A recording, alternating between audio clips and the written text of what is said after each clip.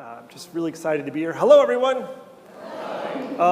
I'm here today to tell you about something that you may have guessed from the introduction that is near and dear to my heart: forest restoration and reforestation. And hang on, they armed me for this presentation, so I have to get out my arm. And I won't point this in the audience. First slide. I took this picture 20 years ago of a regrowing pasture in Costa Rica. And to me, it says something that is inspiring. I think we all admire the ability of nature to recover given time. But sometimes nature needs a bit of a jump start, and that's where tree planting comes in. Now, tree planting is having something of a moment. It is almost an international mania. It is seen as one of the top solutions potentially from the Intergovernmental Panel on Climate Change to securing carbon, pulling it out of the atmosphere. So countries around the world are proposing to make green walls, to hold back the desert, to restore degraded soils, to produce timber. But the reality is a bit less photoshopped. You may notice these are the exact same photo. They're both on the internet. You can see, if you look in this photo, that most of the trees that were planted were dead. The only ones that have survived are along the roads, and they're dwarfed or stunted. And these trees are planted in an ecosystem where they never belonged. It's super dry there, as you might expect, given the desert in the background. So today I want to talk to you about how tree planting is not a wonder drug. It does have side effects, and to tell you about some of those issues and how we can do better. So as a geographer, I love the idea that maps can change the world. In this case, it actually happened, believe me or not. So the net message of these two maps here, which was published in 2011, one in 2019, is that we have between 1 billion and 2 billion hectares of potential land to be planted. All the areas in green behind me are areas that could be planted to restore forests. It's vast areas of the earth. Think of like 3 Indias put together for 1 billion.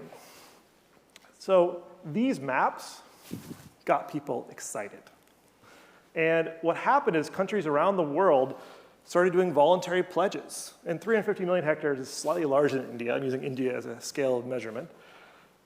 This is very close to being met. These voluntary pledges, 350 million hectares by 2030. It's pretty soon now.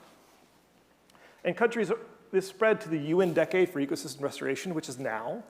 And continental level programs like the Initiative 20 by 20 in Latin America, AFRI 100. And China has been planting for 30 years now. They've built this great green wall they want to expand. In Africa, several countries in Africa have proposed a Great Green Wall of Africa, which is going to stretch, I believe it says 7,000 kilometers and be 11 million hectares. So if you're trying to think about that, how big that is, I'll give you some slides later. That's like the size of Central America. So huge areas, and countries got excited, and then nonprofits got excited as well. And a lot of them popped up to plant trees. Some old nonprofits got involved. There are no fewer than 3 trillion trees nonprofits to plant trees. And excitement bred companies getting into the action too. This is a credit card that will offset your carbon footprint by engaging these nonprofits to plant trees on your behalf. How many of you have ever seen a give us $1 to plant a tree program?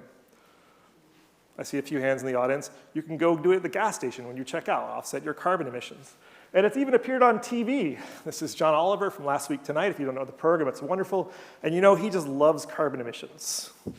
Not really. No, if you know Last Week Tonight at all, anything John Oliver talks about, he talks about how there are problems with it.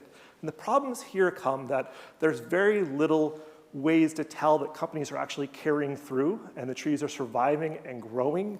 So this allows companies to claim that they are offsetting their emissions without actually doing anything to reduce their emissions. And it's rife with basically cheating and what they call greenwashing, making their image look better. So I want to talk to you about the side effects of tree planting, because when you think about tree planting, this is great for the environment. I'm not anti-tree planting, but there are lots of issues to consider that aren't commonly brought up. The first one I want to talk about is that failure and displacement are common. So most tree planting projects, the majority of them are complete failures. the most tree planting ever done in an hour, 1 million trees in an hour, all of them are now dead, right? I went back and checked 10 years later, they're all gone. Why is that? Well, people live in these places. This is a scientific debate, but it's a real life issue. This is a plant restoration project in Madagascar. It is now on fire because a farmer nearby used fire to clear their fields, and this restoration project burned down. So farmers are also often displaced by tree planting projects when they're successful and not always properly compensated.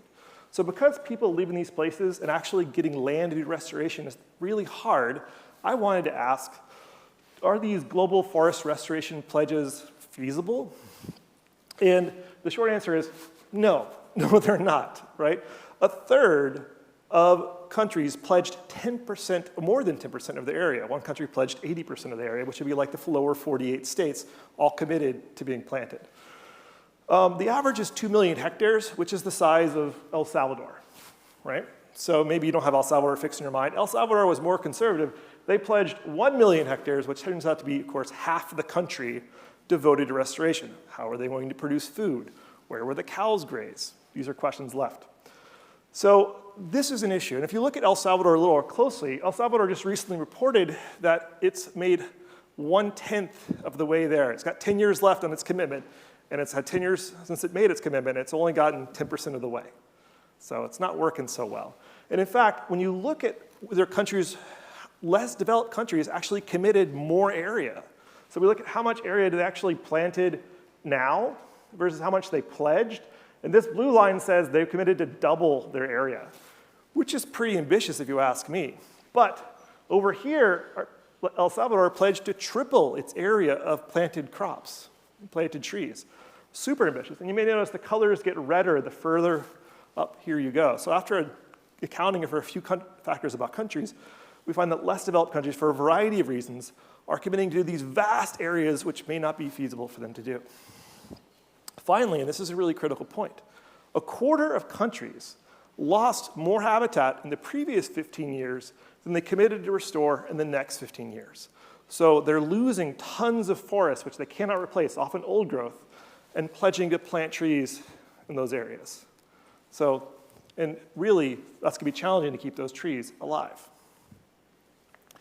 Another side effect of tree planting that seems counterintuitive is it often causes habitat destruction, particularly in dry areas.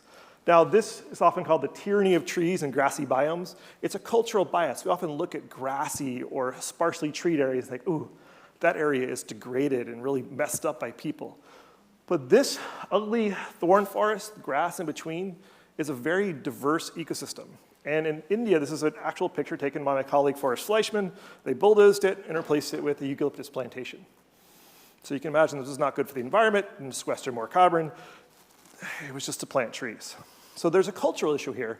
But I also was looking at the maps, the map A and map B I showed you in the beginning. I thought, a lot of the area in this map, in yellow here, those are the drylands,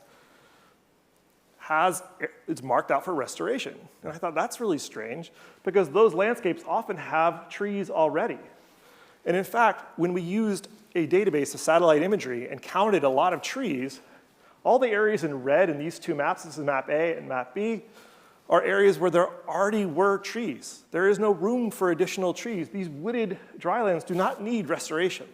We realized that happened because they were using satellite imagery, forest maps, built on satellite imagery that was just not detecting the trees. So when it saw this landscape here, it said there's 0% tree cover, and they argued we should plant some trees there. But there's no need.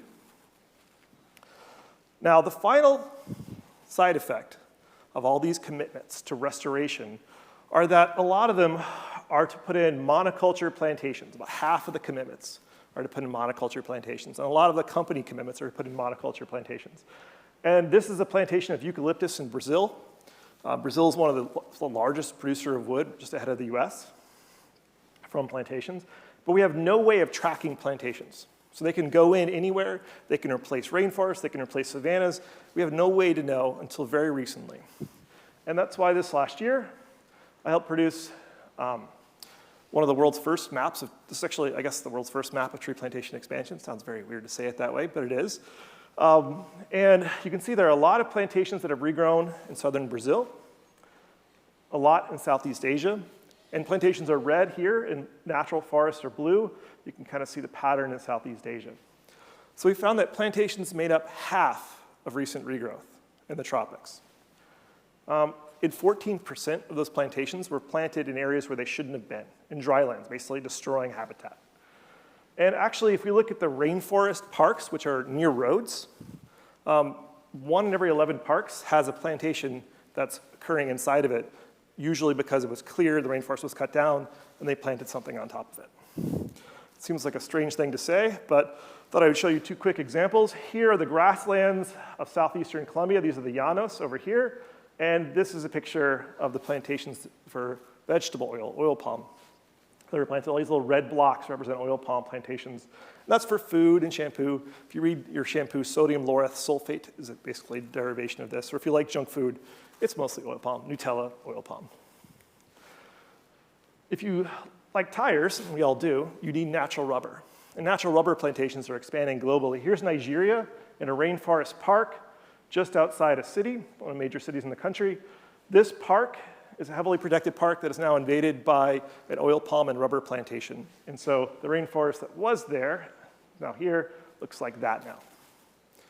So this is a serious issue. But before I go, I want to leave you with 3 thoughts. Tree planting is a wonderful thing, but we need to protect before we focus on restoration, because we can never replace old growth forest. What's more, we can, in order to protect those new forests, like you saw in that Madagascar example, we have to protect the forest in general. You can't just plant trees and expect them to survive. So all these countries with really green ambitions, these developing countries, they first need help controlling deforestation because their deforestation rates are generally very high. Second, drylands are at risk of overplanting by governments and by unregulated corporations.